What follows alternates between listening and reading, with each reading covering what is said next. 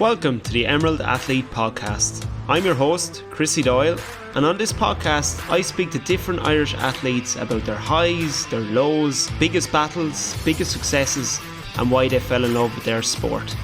In this episode I chat to current Dublin senior football player Tom Lahiff. Tom has won 5 Leinster titles and 2 All-Ireland football titles to date.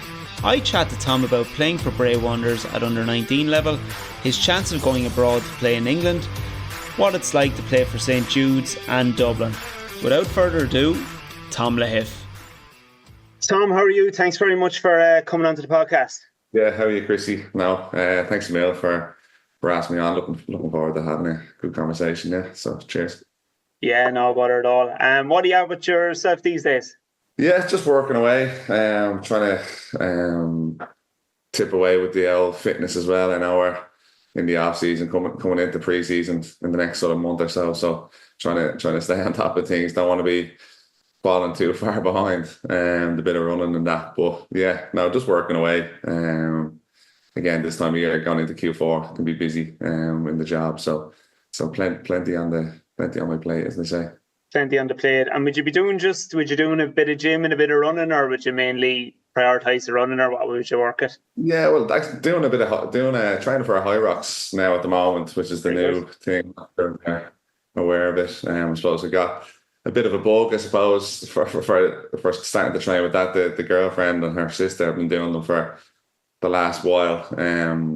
So we're doing one in Hamburg next week, which should be a bit of crack. So we'll see how we get on there. But that's sort of the main thing I've been doing. And it's a nice change to sort of doing your mass runs, I suppose, on the pitch and stuff like that. So been doing that for the last couple of weeks and look forward to competing now next week. So we'll see how we get on. I'll let you know how we get on. Yeah, let me know. Yeah, because I tell you, it's intense. I've seen a couple of videos and stuff, and you'll be kept going when you're doing it. It looks very intense. Yeah, there's a lot too. There was more. I was surprised, like in terms of the rules and stuff like that, and how popular it's that they're getting in the last while. So, I'm looking forward to. Well, I've done a couple of simulations in the gym that I'm in, back to basics. So that's been good. And as I said, looking forward to seeing how I mix it with the pros and stuff like that. So it should be really great. I'd say it'll keep you on your toes anyway. If that'll be a good way to keep fit in the off season anyway. I'd say.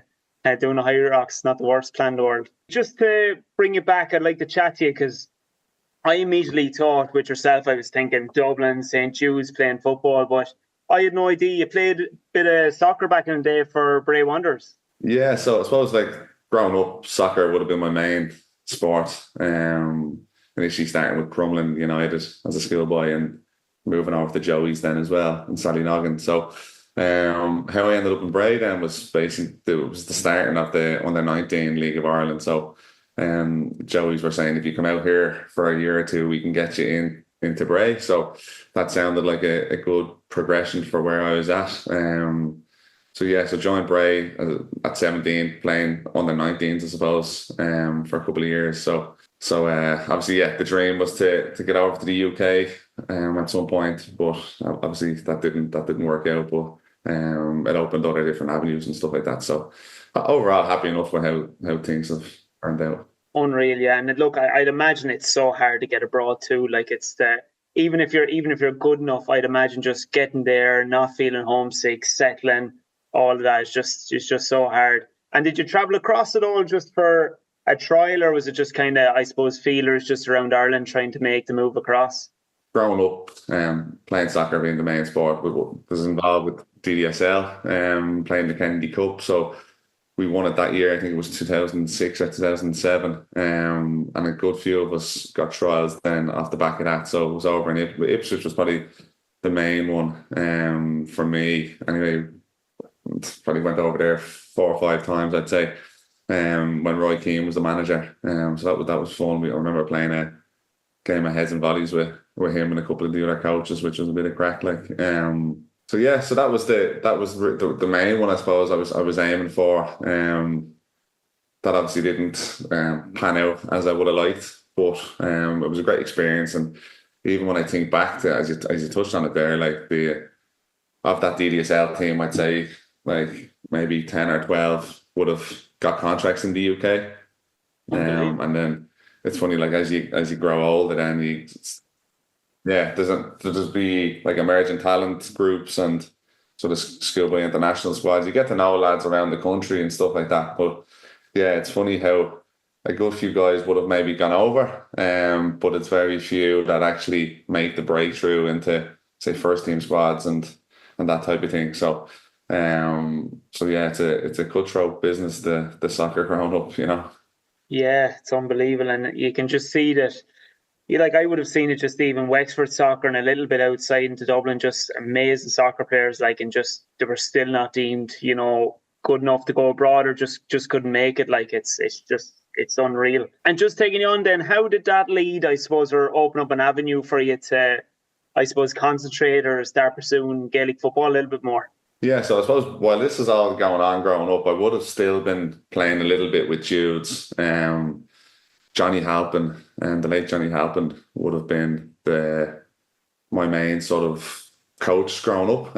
He was an excellent sort of mentor. Really kept me involved because it would have been easy for me to sort of fade away from the Gaelic scene. You know, he would have always been checking in with my mother and stuff like that to see if I was around to play a game here and there or do a bit of training. Like so, like if the soccer was on, I suppose if the soccer was on the Sunday and the Gaelic was on the Saturday, you wouldn't have been able to really work it. But if my soccer match was say Saturday and the Gaelic was after and the Sunday, um, I would have been playing then with the lads and Judes. But yeah, so just trying to get the balance, I suppose. But as I said, it was playing a little bit growing up, but it was really then around when I was maybe 18, 19, where I suppose I got the sense that this wasn't really happening for me. The aim would have been to go to the UK.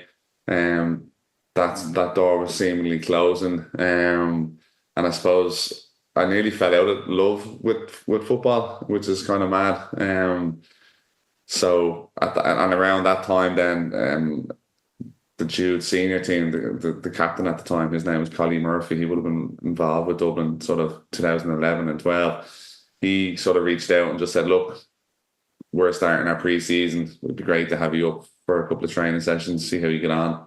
And like that, when you're playing with Bray and doing the 19s and a couple of bits with the senior team, you're playing with lads that are not from the local area, or like you'd be friends with them, of course, but like you wouldn't really see them outside of training and matches and stuff like that.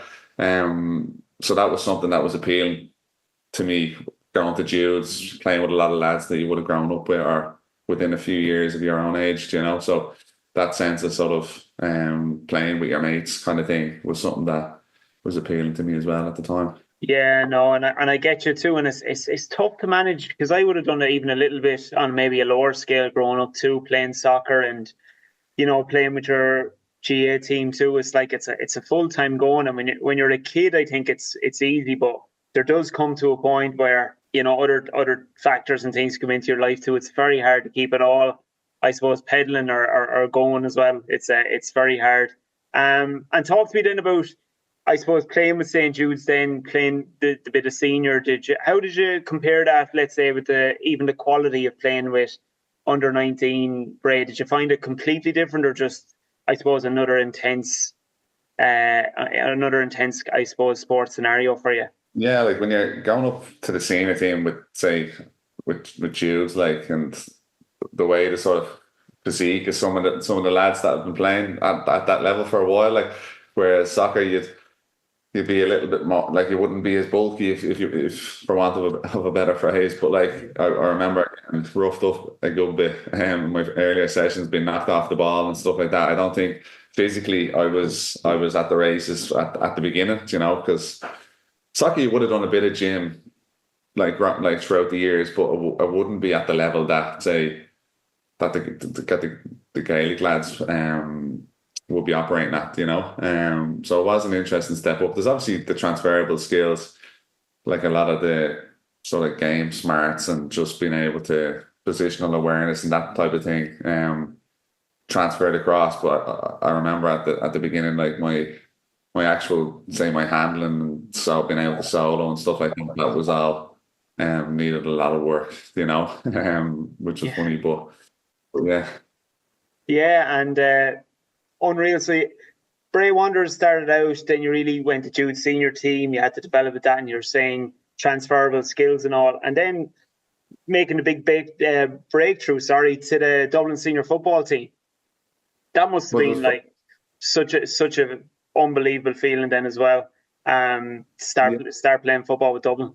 Yeah, like I suppose even to go back a couple of years, there was probably joined the Jude seniors in like 2014, let's say. So it's probably 10 years now at this stage. And you're playing that for a couple of years. You're trying to break into under 21 squads and stuff like that. So was lucky to play under Desi in 2016 in the under 21 team, and that sort of really gave me a taste of wanting to play for Dublin, because playing with the Dublin seniors probably wasn't on the radar at that point, because the normal route would be your development squads into minor, 3 years at 21s, and then you make the breakthrough. So it was only after getting the taste on the 21s, I really said to myself back then, like, this is what I want to focus my time on, trying to break into this team. And at the time, like, they were off the back of, say, the 2015, 2016 All-Irelands, like, So you are trying to break into a team that are doing extremely well.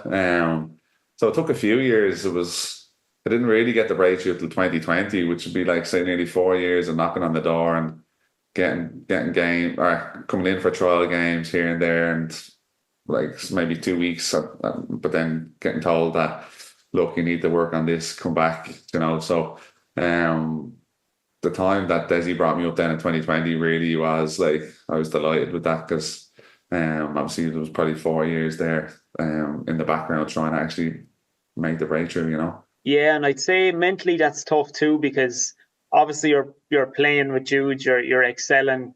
You're there with the underage team as well, and the under 21s, and you're really wanting to make that breakthrough. What would you say was the key things that maybe you might have worked on or tried to improve to really, I suppose, make the difference for Desi to give you the call up in the end? I'd say, because it was funny how it happened. Like in 2020, I was pro for the Auburn Cup, and after that, then I had gotten dropped again, and I was nearly saying to myself, I was like 24 maybe, and I was saying, maybe this isn't for me, maybe I'm not good enough. And I think COVID happened, and it was probably during COVID where I really was like, had so much time to train and improve my fitness and improve my skills. So I spent a lot of time during them sort of months training by myself or with my brother, Kevin, doing a lot of stuff with him. And then during that summer then had a really good club season with Judes. We got to a semi-final maybe, but was playing really well. And then like after the club season, and it was funny, I was nearly thinking to myself, am I going in for another trial here to not make it? And I just said, look, I'll go in one more time, because myself and Tara had planned and that type of thing. So I was like, oh, here, I'll give it one more crack and see how we get on. And sure, if I don't get it this time, then I'm just going to leave it at that. And then whatever happened then, Desi said, come up for, we'll take you on for the rest of the year or whatever. And then that was that then, as they say. Unbelievable, yeah. I'd say it was some feeling. Desi obviously had a trust in you, or had seen what you could do for near 21 times too. So I'd say that was a huge factor as well, and a trust for yourself working with Desi again, I'd say. And tell me, from the outside in, it's very hard to know. We'd all assume like it's very intense, it's going, and you'd hear rumours over the years of the Dublin trainings being, I suppose, harder than the matches. Like, would it be, I suppose, would you find like the inter-county level very intense? You have to be focused and screwed on all the time, I suppose. You would, of course, like, because there's obviously you're the lads, you're starting 15, and then you've your next bunch of lads who are continually chomping at the bit, So it's really a state of play that, like, if you don't perform in a given week or in a given game, there's every chance that someone's going to take your place, and and it's that simple, really. So, like, in order to be consistently sort of wanting to continue, like, keep your place, you have to just keep working on it, and you can't be resting on your laurels and thinking, geez, I had a good game this week, because it can all change so quickly, as well, with injuries and things like that. So I suppose the biggest thing is just trying to get that level of consistency where you're coming in, day out, and just wanting to give the best version of yourself, and give them no excuses to take you out. So yeah, there does be good battles on a Saturday morning, all right. I'd imagine there's super battles. I'd say on the Saturday morning. I'd say it's unbelievable. I've no doubt about it. Speaking of just talking out for the new year, getting yourself right in pre-season. I'm not sure whether you've been watching a bit on the TV or not, but what do you make of the new rules? Yeah, no, it was definitely something different. Anyway, a lot of them I would be happy enough with. I would prefer an open game that's up and down, as opposed to trying to break down the mass defense or the blanket. So to see to see a bit more space in the forward line, and sort of that middle section as well was nice to see. With the other one I liked was the tap and go. I think that will be interesting now, because again, you often see lads trying to take a rest when you give away a foul or when there's a free given. So it'll be interesting to see now, having the stay switched on and the carnage that might cause. What else? Obviously the 2 point two-pointer for us, it sounds like they're going to be getting rid of the goal, the 4-point goal, but we'll see. That still has to be determined. But yeah, it's interesting because every year you're trying to build on the previous year and trying to innovate and bring in new different things to try and stay ahead of the pack, as they say, or to try and get closer to the chasing pack. So with these new rules, there should be plenty of food for thought going into the sort of pre-season section to get the grips with and try and think of innocent ways to sort of apply the new rules and try get an edge on other teams, Yeah, I'd say there'll be the managers anyway. I'd say there'll be huge tactical battles going on, trying to get, as you said, 1% or the little bit of an edge. The only rule I really can't understand, I don't know what your thoughts on it are, the throw-in. I just feel it affects 10 seconds of the game. Like the ball is thrown in and then that's it. I have no idea why they went and changed it just for a matter of seconds. I think they could definitely just throw that one off to the side. But yeah, hopefully I find myself in the middle this season, so it's probably one that will impact myself. But yeah, it's interesting because even looking at the couple of games there last weekend, most of the throws were just punched either direction. I think they were literally, say when there's 2v2, you're trying to actually game to just be broken, and then the other lad on the sideline doesn't really know what to be doing either, because are you sort of hedging your bets and going defensively, or are you standing and breaking forward in the hope that your team get the ball, you know what I mean? So yeah, it's a bit for the lad on the outside, but yeah, we'll see how things play out. Yeah, I'm not overly sure why they were putting such I suppose thought on the throw. On a throw, yeah. I think it was Colin Parkinson or someone said it as well, that just if one lad goes one way, it literally leaves the whole centre of the pitch open just for someone. If they get it, they can just literally just go straight through the middle. But do you know what? In fairness, we've the best minds, and Eamon Fitzmaurice, Jim Gavin, and all doing it. It's going to have to be trial and error too. To be fair to them, they can't just try something and it's going to work 100% at the start too. You have to give them a bit of time to be implemented and see how it goes as well. To be fair, there's can't work out. Sorry, yeah, go on. I was going to say it would have been a good time to keep them the pre-season tournaments like the Auburn Cups and the McKenny Cups, etc., in to sort of test out the new rules. But I know there was talk that they potentially might be bringing them back in, but we'll wait and see what happens there. But I'm sure the lads we'll have to be practicing straight away when we get in December and January and stuff like that, Yeah, I'd imagine so. You'd have to get in and test the waters and see what it's like.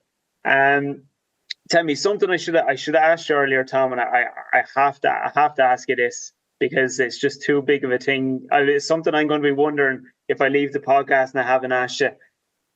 You mentioned playing a little bit with Roy Keane when you were abroad. I have to ask you, What was Roy Keane like? I know it was only a really short time and you might have just said a few words, but what was he like in general?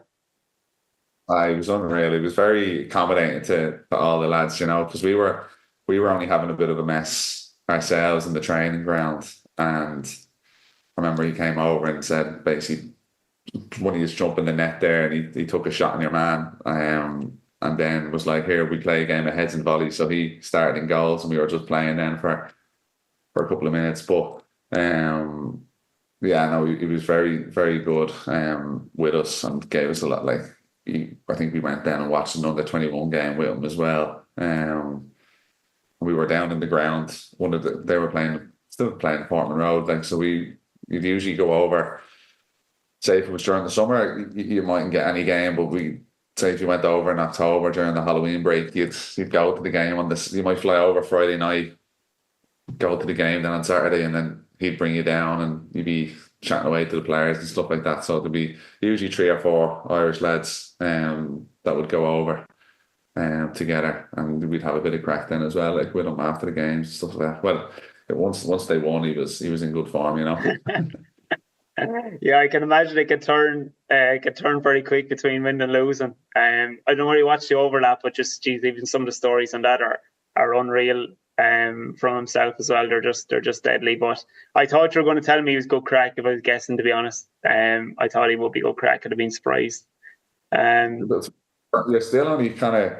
When I think back, like we're only maybe 14 or 15, at the time. So, and like you're probably not going to have too much crack with us. Like if you're 20, you might say, "Come on, we go for a pint or something," But no, it was a brilliant experience and something that I'd always remembered, Yeah, no, Jesus, meeting Roy Keane, I'd love to meet him myself. It's definitely something I'd say you'll remember for a long time. Tell me this, just the feeling of winning an All-Ireland final, because it's so little people have done it in the grand scheme of things.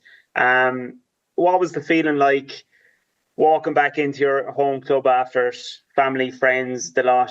What was that like for you? What's your memories, I suppose, of it? Yeah, no, it's an unreal feeling, something that you can't kind of recreate, just that sort of 5-10 seconds after the whistle. It's just unreal. And I suppose even reflecting then in the days after, it's just a sense of satisfaction to say, like, look, this is what we set out at the start of the year, the 9 months of grinding,